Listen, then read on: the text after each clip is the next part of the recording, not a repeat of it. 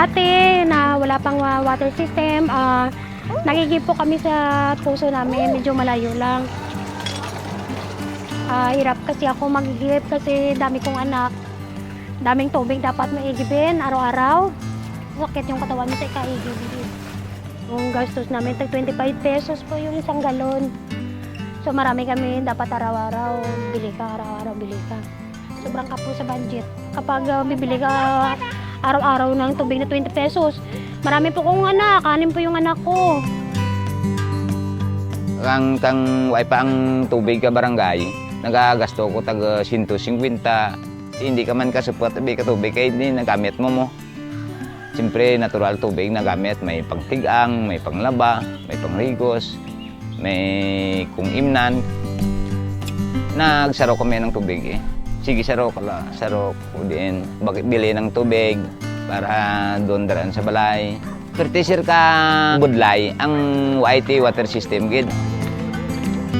Actually, meron ditong district water, yung CS Water. Maganda naman yung service ng CS Water, kaso coverage nila is napakalawak. Buong Haniwa yan eh, buong poblasyon. So siguro, nagkukulang din yung tubig para sa amin dito kasi sa hilly portion kami mataas. Now yung tubig hindi na umaabot sa amin. Ito po yung mga galon. Ito po yung ninigiban namin ng tubig at kinakarga sa motorbike. 12 po ito. Sa isang araw, 112 pesos yung magagastos ko kasi 2 pesos each. Plus pa pamasahe sa motorbike. Bahay ko struggle is real dyan eh. Meron akong 3 black tub. Isang malaking pinagawa kong pinasadyang blue na drum at 12 na maliliit na galon. Pag summer, lahat yan pinupuno. Nag-iigib kami doon sa kabilang barangay. Kasi ni-stack namin yan. Kasi mamaya wala ng tubig. Yung gripo wala na yan. Ang ginagawa ko, naghihintay ako magdamag from 11 o'clock, 12, 1. Yung mga kapitbahay ko, nagsisigawan kami, ay may tubig na, nasalap na kayo. 12 o'clock midnight. Ginagawa namin yan. Sitwasyon natin dito sa Sanolian is parang catch basin. Kasi almost 20% of this barangay is hilly portion. Lahat ng mga hilly portion na yan, yung tubig ng ulan na pumunta dyan, dito sa Sanolian dumadaan. So yan bakit pag rainy season makita mo baha talaga dito. Yung isang drainage dito, papunta ng ilog, nag-clog na. At saka may isa tayo ditong drainage na nag-clog na. Kaya kung rainy season na malakas talagang ulan, umiipon talaga ang tubig dito at saka nagpapatalnik dito.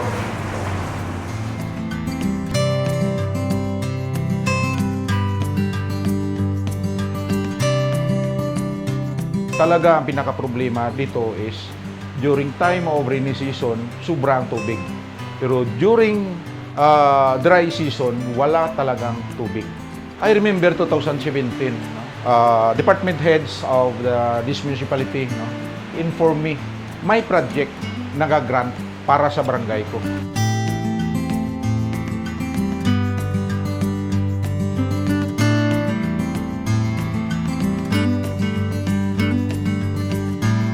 Nung dumating yung project sa Sanolian, nag-start kami through meeting and identifying the project. Ngayon, yung project kasi, dumadaan talaga siya sa community through the help of the barangay official. So, supervision na sila. Ang pagpili nun, lahat ng council, lahat ng CSG group, in-invite sa West Visayas. So, nagkaroon sila ng mga pag-aaral, tinanong sila ano ba talaga yung kailangan namin, ano ba yung mga problema. Hindi yung pumili lang yung basta-basta yung mga kapitan, yung mga konsihal, hindi. Pinili through the CSG group. Tinipon sila, mga 2 members sa 4Ps, 2 members sa UCT namin, 2 sa PWD, sa senior citizen, at saka sa women. Nag-attend sila lahat doon para makuha kung ano yung pinaka-top na problema. Kailangan talaga kasi from different sector para makuha natin ang sentiment nila. Pag different sector, ang lahat ng mga inputs, makonsolidate natin at makagawa tayo ng magandang output po. The CSG decided na upon grading the project is drainage system talaga yung punteriya. Kaso, na-come up later on, the series of meetings, series of workshop, lumabas talaga yung kakulangan sa potable water. Identify namin na kailangan talaga is the water system. It takes almost 5 years na processing. During the duration of that almost 5 years, may mga instances na parang mawala na kami ng pag-asa kasi akala namin hindi na namin kaya yung requirements. To include, may konflikto tayo sa water supplier dito sa Niway. Umiyak talaga ako nung time na yun kasi nung una, akala ko hindi siya matutuloy. Akala nila magiging threat sa business nila yung project sa San Julian. Sa pagsisikap ng group mga CSG, na-convince namin sila na hindi ito kompetensya sa business nila kasi intended ang project sa indigent. Ang pinapakiglaban namin is yung 134 na indigent na hindi nila kaya magpakabit dahil mahal. Ang mahal talaga kasi ako nakapagpakabit din ako sa LOA noon. Gumastos ako ng 7,000 to 8,000 hanggang sa natuloy na rin sa wakas. So masayang-masaya kami noon.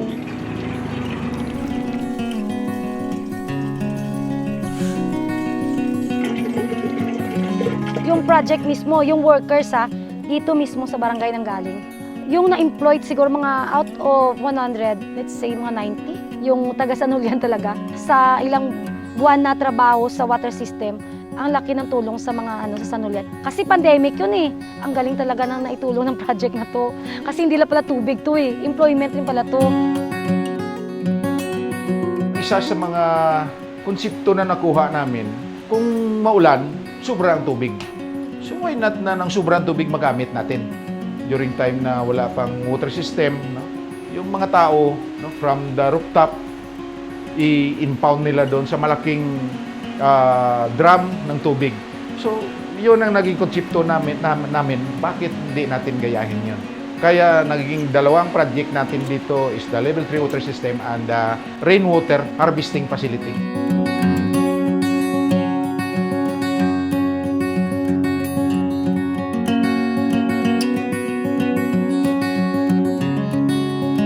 Ang isang plano namin dyan na hindi barangay official ang mag-manage through sa asosasyon or cooperative. Kailangan talaga ang mag-lead is the community po. Kasi direct na sila ang apektado dyan po.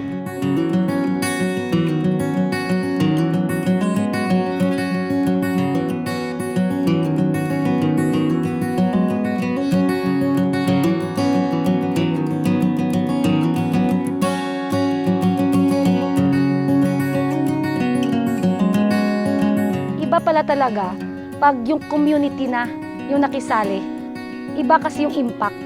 Pinapalagahan namin dito ng mga community. Kung titingnan, yung project is malaking tulong at the same time nag-develop ng ng mga tao dito. Ang sa isip nila ngayon, hindi lang ito isang proyekto ng Barangay San Julian, isa rin ito na makapagbibigay ng economic growth sa kanila. Ayun o, yung nandyan na yung tubig, madali na. Hindi na ako maghirapan mag-alaga ng anak ko. Madali na matapos yung gawain ko dahil sa may tubig na kami. Hindi na po kabakal ka tubig. Tamagi kang gadang mabulay kang barangay system, kang water system siya ba mga pamuluyo Bilang single mother kasi, yung tulong mismo sa akin, nababudget mo yung time mo kasi hindi ka na mag-iigib kung gabi. Natutulog na ako ng mahimbing, yung savings mo. Ngayon, hindi na ako bumibili. Dito na yun sa bahay, bibili na ako ng ulam. Wala tayong ibang pwedeng puntahan kundi magpatuloy. Kasi nandito, kailangan natin to, kapitan natin to. Kasi makatao to makatulong sa mga tao talaga. Kaya pinasasalamatan namin dito, Oxfam, PRRM, EDB na talagang nakatulong talaga sa amin.